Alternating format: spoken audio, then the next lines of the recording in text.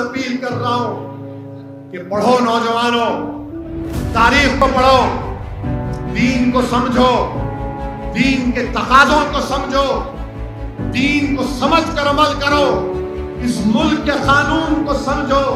और कब समझ पैदा होगी? जब तुम पढ़ोगे, और जब तुम पढ़ोगे तो अमल भी करोगे, वरना हर कोई आकर तुमको डराएगा।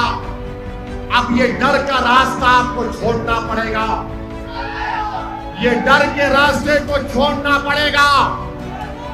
ये बार बार आकर कहेंगे असदुद्दीन ओवैसी आया है तो वोट कट जाएंगे। अरे याद रखो, मैं कोई ठेका लेके नहीं बैठा हूं किसी को जिताने या हराने का। इंशाअल्लाह ताला हम लड़ेंगे। उनके बाबा साहेब अम्बेडकर का संविधान आपको और हमको इस बात की इजाजत देता है कि हम लड़े।